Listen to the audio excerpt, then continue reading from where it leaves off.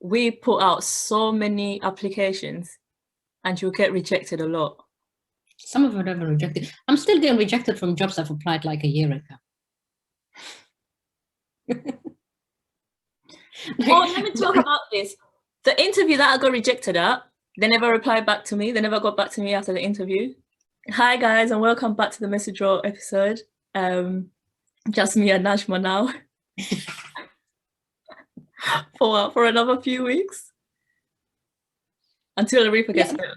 Yeah, well, not gets better. We might. Oh yeah, gets here and then, but for now it's just me and Najma.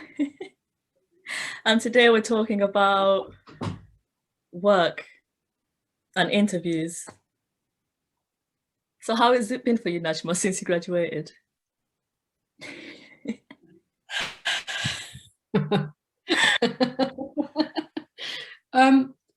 Horrible. Well, I'm not in the career that I studied for, and I knew that my degree was never going to get me a job, or the jobs that were available with my degree I wasn't interested in. So why did you do the degree?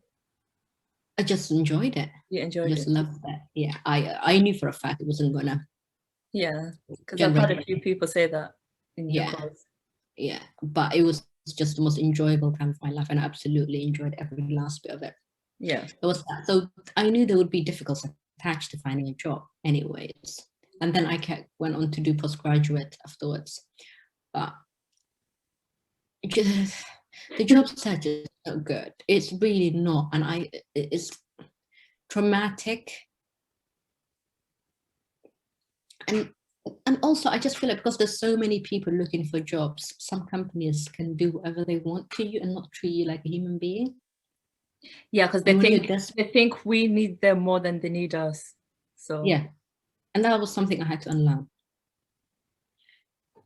The million applications, oh my goodness, so many applications I filled, and now I made a decision to not apply for jobs that ask us more than CV and cover letter. And when cover letter, I'm iffy about. It's pushing it. Yeah, you ask me to fill a 20-page application, that's I'm closing immediately because it's not good for my mental health, for me, for my time. And one thing that I struggled the most with job search was assessment centers. You apply for the job, you get an interview, and then you and everyone else who had applied all get assessed at the same time. And you can see the people who've been rejected right there and there. So every time a group of people moves forward, a group of people moves forward, and you can see, like, literally people get less and less. And it just was. That's happened to me once. But I realized I didn't want this job anyway. I don't like group interviews and things like that. But going back to job applications are taking the piss these days. Honestly, like you could, if you're not in the right mind, you could spend like an hour on it, even more. You're asking for too much. You're asking so many questions, minimum 500 words of why, give us an experience of this. Like, why am I being interviewed before I'm interviewed for the job? You know, exactly. And I feel like, have you ever seen job applications when they're asking, have your parents graduated or things like that? I know why they do that. Why do they do that? Because they have to, like, with this whole quota thing and diversity thing, like some people are trying to hire people who from low income, or you know, like when you apply for university, they ask if you're first generation. Yeah. Najma, they asked for too much. I was applying for one and I had to click it off because it was asking, when you were 14, what kind of job did your dad have? And I promise you, it gave me so many things to tick from, and I was like, what's going on here? This is a bit too much. No, that's ridiculous. That's stupid. Too far. And I feel like a lot of people don't want to, they're not comfortable because it's kind of like, it's invasive. Yeah. What's that got to do with me? What my father was doing when I was 14 years old got to do with the ability and the work I can do for you? Taking it a bit too far. No, I think you need to be, as you said, in a very good place mentally to go through these job applications that are now on the market, because they are not considering you as a human being at all. What do you think about interviews? Because there are some bullshit interviews out there. As long as it's not a group interview. I'm not good with that. I'm not good with interviews anyway. Because listen, they could ask me a simple question and I get stuck and I'm like, oh my God, why don't I know this? Why don't I know what university I went to? I'm the opposite. Really? Like, I love interviews, one-to-one. Even other people, the people who I want to give me a job and me, I always love interviews. Like, every job I've ever interviewed for, I got. Apart from one. Yeah, I can be charismatic, I can be charming, I can be like, you know what, I can be what you want me to be. Yeah. But there was one time I was having this stupid group interviews for a job, and did the one-to-one interviews, was good. We did this, and we were all waiting in the same waiting room. So the person who aced their one-to-one interview would come back and sit down. The person who flopped, they were told to go out. So you could see. It's embarrassing, isn't it? It's awful. Anyways, so after that, and then we did this whole group activity thing, and it was a sales job, which I don't even know what. And there was all boys in suits, fresh out of A levels, like full of energy. It was just not my place to be. And they were all excited, and they were like, at some point they had a ball where they were passing to each other. When the interviewer had a question, who just passed the ball to you. It was not my type of environment. People think people lie on their CVs. There's people be lying on their job adverts. What do you think about lying on your CV? Pointless. Why? What's the point of lying on your CV? What if I lie on my CV and someone asks me to do something that I don't know? But what if you know how to do it, but you just don't have any experience? Because they were looking for experience. Like what? So you mean like, oh, I thought you meant like lying whether you went to university or things like that. Oh. Like that wouldn't do. Yeah, but don't do extreme lies where you're not gonna get away with it. I might say I'm proficient in Excel. I'm not proficient in Excel. Yeah. I was once. Not anymore. Not anymore, but I could refresh my memory if needed. Yeah, I lie about silly things like that. Where I know I'm applying for like an admin role, customer service. I've done that. Deal with emails and telephone calls. Oh yeah. Everyone has done with emails and telephone calls, unless you've been living under a rock. But if they say 2 years experience. But it's so. Do you know this whole experience bullshit? It is ridiculous. What do you mean asking me how many years experience you have using Google? I'm like, I don't know, since I was 5. Yeah, they do. They're very specific with the experience, you know, very minimum 5 years. It was, but it's even worse in tech. Apparently, I was having a conversation with my fiance the other day, and he came across this job application. He's not applying for anything, but he was just looking at what the other job adverts look like. Anyhow, they were asking 7-year experience for a piece of software that's only been available for 4 years. No way. Are you serious? And he was like, what is it? Apparently the whole software, they said 7-year experience, and the software only came available in 2017, 16, something like that. Oh, when it's graduate jobs and they're like 5 years experience, how are they gonna have 5-year experience, man? Entry level 5-year experience. Which one is it? The entry level, or is it 5-year experience? I hate, but social media 5 years. I'm deleting 3 years and I'm putting 5 because I know how to use it. But what does it mean, social media? 5 years experience, does it mean have I worked for a social media company for 5 years? Or are you asking me if I know how to use Instagram? Yeah, I don't know, maybe they mean professional world. But like, how can they mean professional when every person has social media and knows how to work it? I don't use social media. I don't. You know what? This is what I think the problem is. The company looking for rarely advertise, they get these agencies who know nothing about the role, know nothing about the company, and they just write this bullshit, and they're like, this is it. It's recruitment agencies where the problem is. So they're the ones fucking it up. Yeah. This is what I would say to anyone looking for a job. Is the job worth it? Is your mental health worth the bullshit they're putting you through? And you can tell the difference between a job that is genuine and a job that is just trying to get as many applications as they can. But some jobs are really just trying to get a million applications and not hire anybody.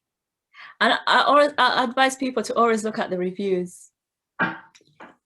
What's it called? Glassdoor? Glassdoor, yeah.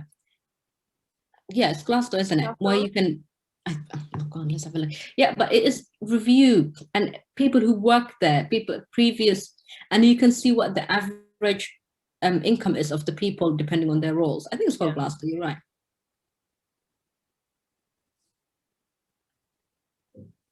Yeah, Glassdoor. And it will tell you everything you need to know about a company. Yeah, honestly, if it depends what you're looking for. It depends where you're applying from, because I don't know if LinkedIn shows it, but I know Indeed shows it. It'll show like the reviews of employees. Yeah, or just search the company. But do you know what a lot of agencies do? It's so cheeky, because people started looking at reviews. They will just tell you a well-respected company, or this, they don't give you a name, and you know to stay away from those. I don't you also feel like the way they've advertised it, if it's too vague and too to the, I don't know, I don't trust them. That's the thing, Sharon. They take advantage of people who don't know what they're doing, like students, people who are fresh out of university, people who are fresh out of college or sixth form. This is who they gun for, this young people, and they promise them the world and then work them like slaves with minimum wage. If it's too, and I feel like if they're chasing you around for an interview, they're probably desperate, not in a nice way. Because I've had jobs where like I miss a phone call, then they'll text me, then they'll email me, then it's like, relax. A lot of agencies do. It's so cheeky, because people started looking at reviews. They will just tell you a well-respected company, or this, they don't give you a name, and you know to stay away from those. I don't you also feel like the way they've advertised it, if it's too vague and too to the, I don't know, I don't trust them.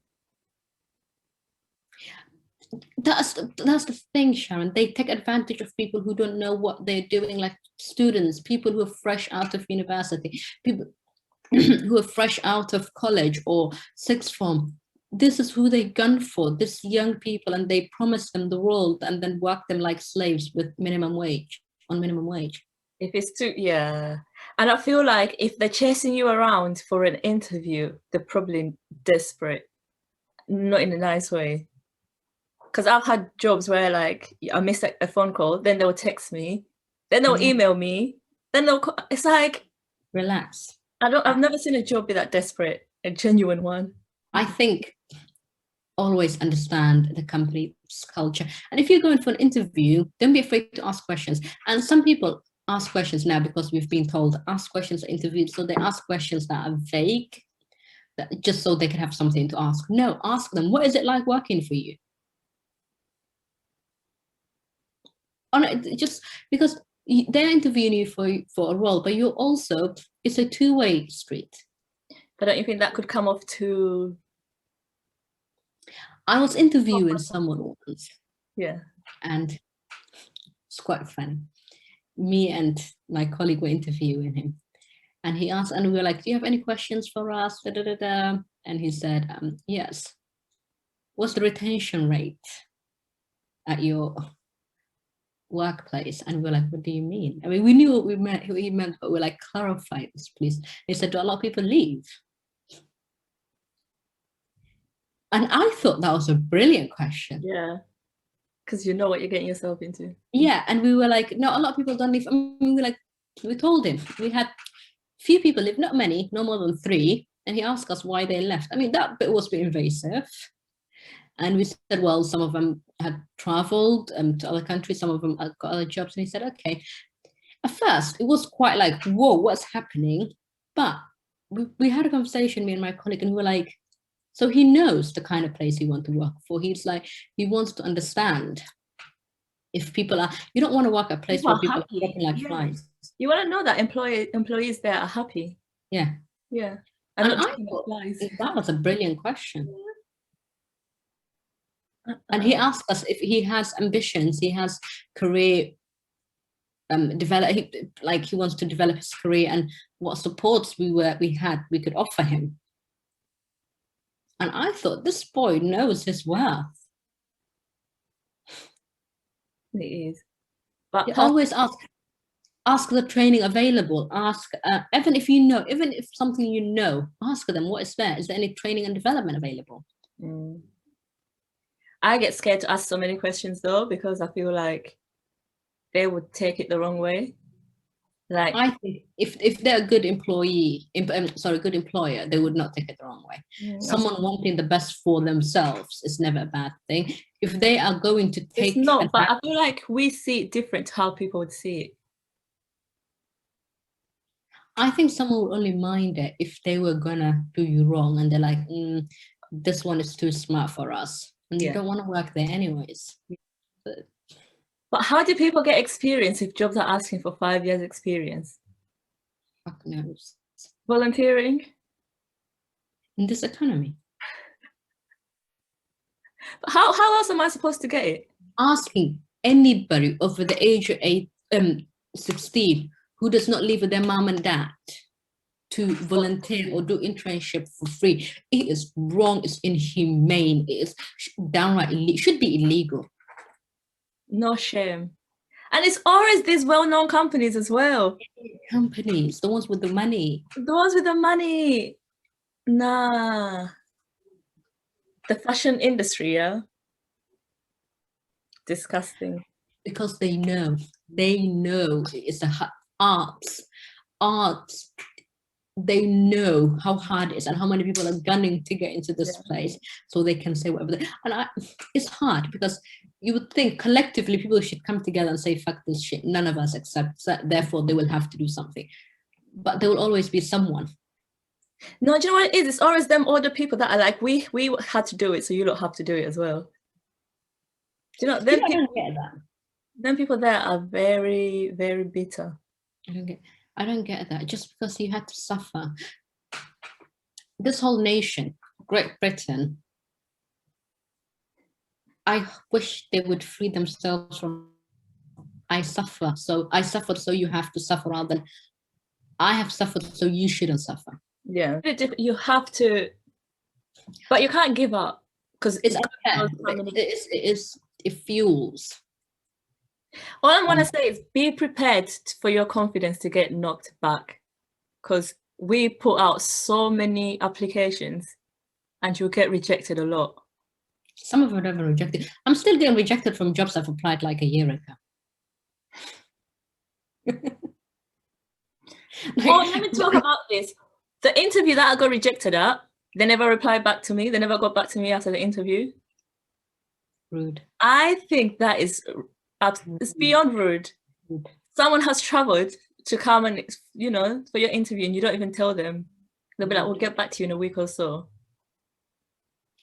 I think jobs should give you money to go to the interview. I don't think that's a bad thing. Your fare, your bus train fare. You're asking me to go. Do you know how many times I went to interviews in the middle of central London? 12 quid down the drain for them to reject me whenever. It's horrible.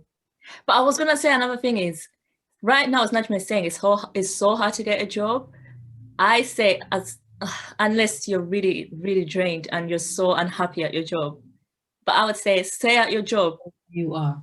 Stay where you are until you find another one. Do not quit, because it's so hard. Do not quit. Stay at your job, and until you find a new one, then make a move. But unless it's draining you mentally, physically, anywhere possible, but if you can stick it through. Yeah. Always apply.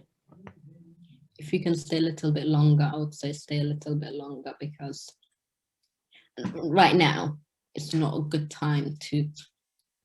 I mean, there are feel-good stories. There are people who've quit their jobs in the middle of pandemic. There are people who've done amazing things, but those are the exceptions.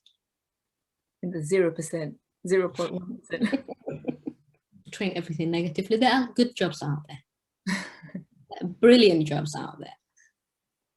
Jobs who care about their staff, jobs who care about the well-being of their staff. And startups, these new companies popping up are quite good.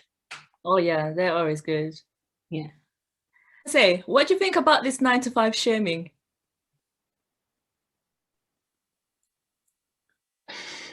I think, I say this all the time, use social media for just that. Do not take advice from it. Don't let them shame you. Don't let them anyhow. That's all it is. It's for banter. It's for socializing.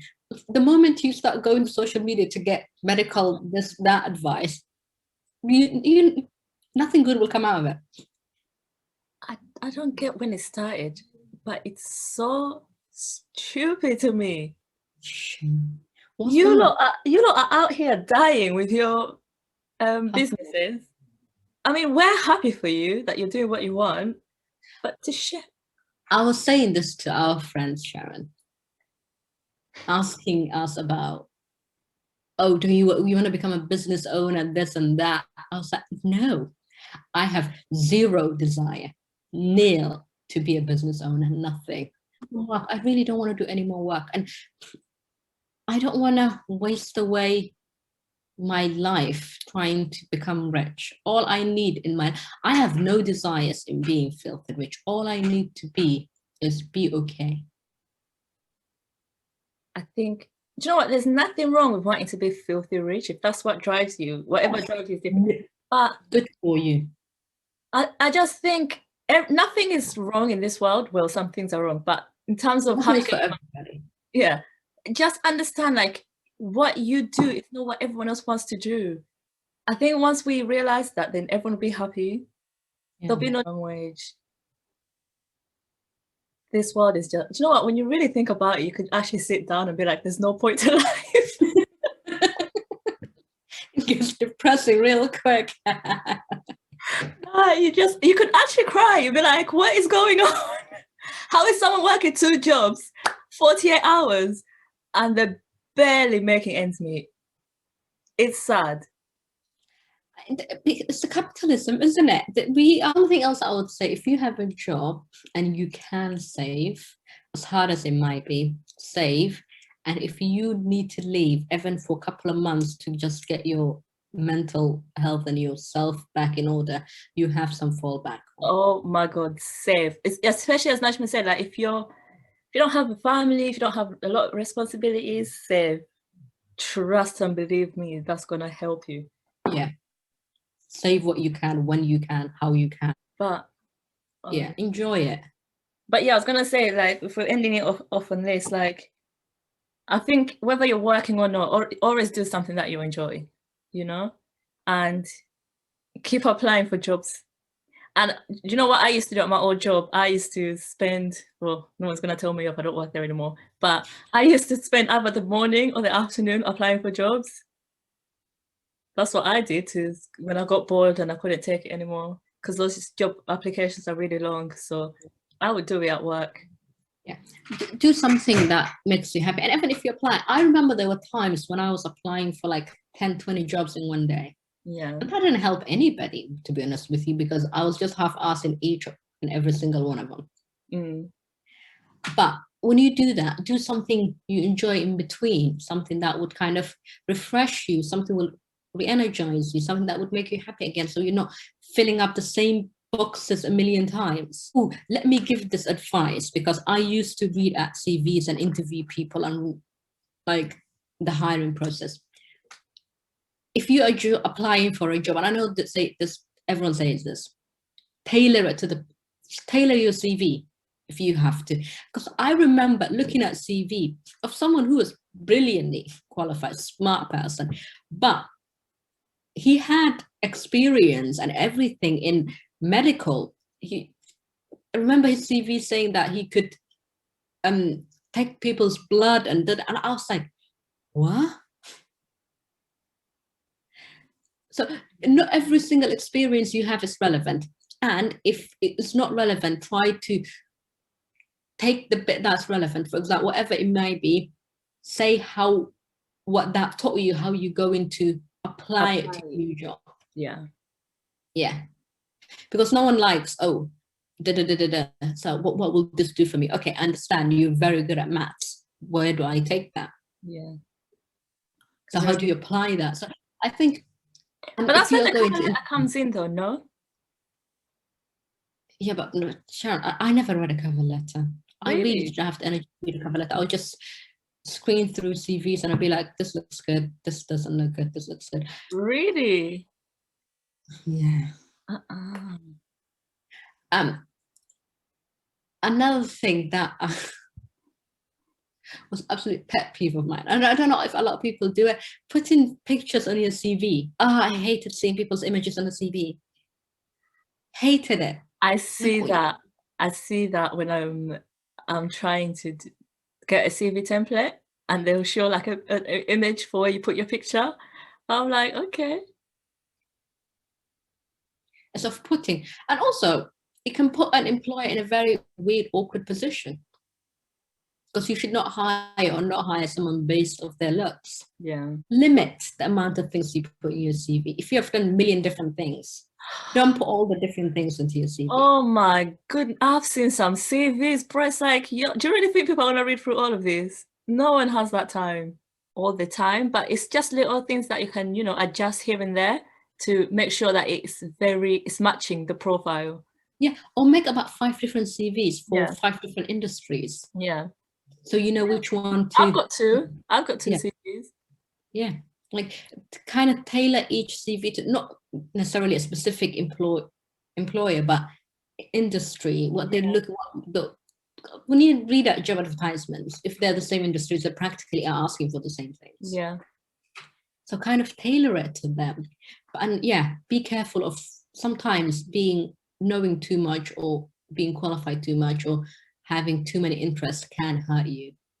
Yeah, make sure that 100% your CV. Do not say bad things about your previous employer. I know this should go without saying. It's like a date. Honestly. Treat it like a date. Don't say anything bad about your ex. Don't talk about your ex. Yeah. Why did you leave your previous job? I wanted better development. Make it something about them and yourself. you. Yeah. Do not talk about the other person at all. I remember we were interviewing someone once and we asked her or him, I can't remember who it was, why you left your previous job. And they just told us how bad the people they worked with were.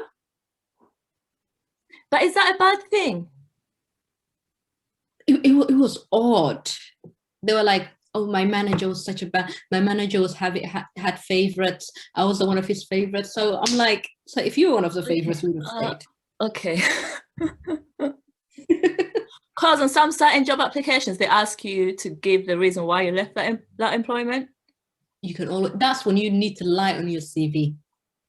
Tell you, lying can come in handy. It's not even lying, it's how you word things. Yeah. Well, it can be lying, but it's how you word things. Honestly, like always, even if you didn't like them and that was just difference of opinion. With that saying, but prepare for your interview. And I mean, mind, body and soul.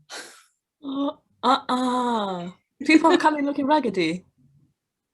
I remember one time we really couldn't stay. We had to wrap up the interview as quickly as we could because the smell was just making us gag. An interviewer, and they look at you, they're looking at your cultural fit, how well you will fit in with it. It's not just how good you are. You can learn. A lot of things can be learned, right? They can teach you how the system works. They can teach you every day. It's not that deep. But when you are personally someone that could not fit with the team, and that's a valid reason to say no to somebody, I think, sell yourself. Imagine you walked into a job interview and everyone there was just a mess and the place was stinking and things were everywhere. You'd be like, I don't want to work in this place. What the hell is this?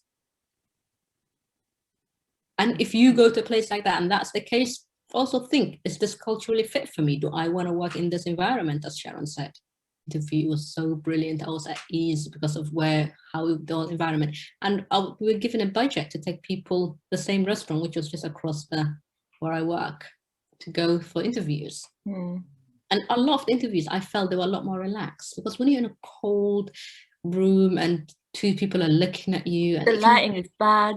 It can be daunting, or bad lighting, terrible lighting. It can be daunting. But I would say, listen to your gut. Relax a little bit. Well, if you make it to the interview process, you've done well. You've done 50% of the work. You've done amazing. And that is your chance to assess them. That's your chance to see, are they a good fit for you? Because that's what they're doing. They're looking at you saying, are you good enough? Do the same for them. Ask questions. Ask what kind of development, what kind of programs they have. Ask everything. Not a job interview, a conversation. Because I hated when we asked. I mean, we had questions we were given to follow. Yeah. And you wanted to make us conversations with, but I hate this bit, so old school, so dumb. What are your weaknesses and strengths? I felt embarrassed asking people that question. I bet it's the same answers as well. My weakness is that I don't have any weakness.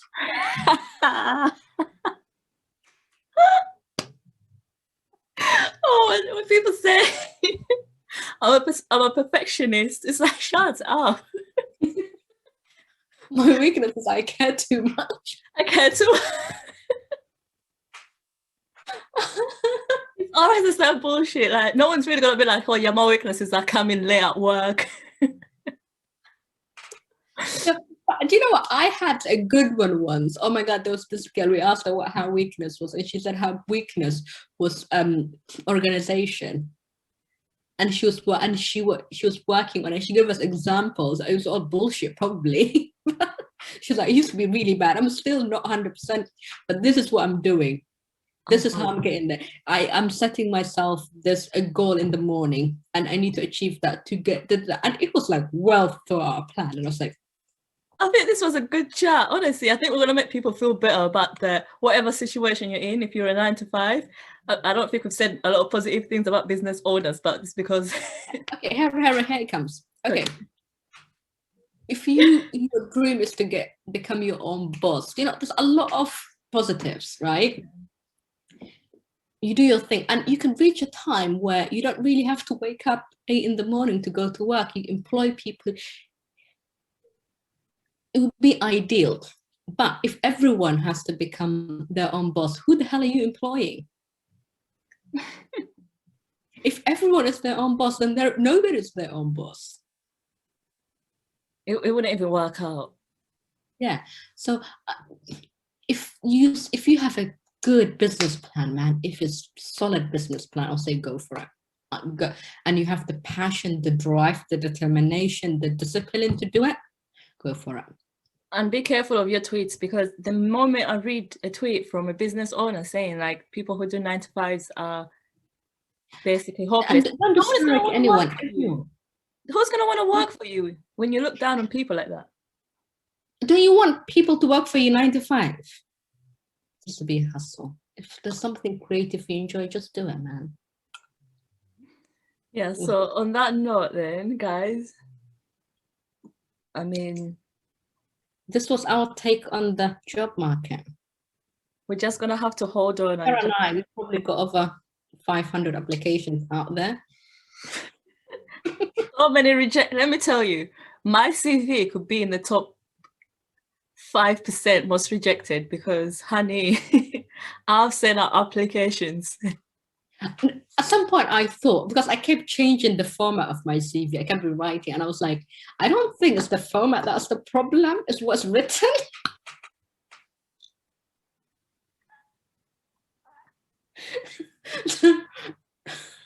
You'll question a lot of things. Listen, how much you felt. If you have given it your all, you've given it your all. But knowing you could have done better, it's just not, that will keep you up at night. Yeah. Give it your best. but don't kill yourself over a job as well. Find a balance. And on that note, guys, stay resilient. Okay, it's hard, and don't let it knock your confidence. Don't let it knock your confidence, and keep trying. And we'll see you next week. If the most qualified person applied for the same job, there will be someone there that would reject them. Yeah, it's a luck. As Sharon said, stay resilient. I like that. Stay resilient, and we'll see you next week. Stay messy. Stay messy.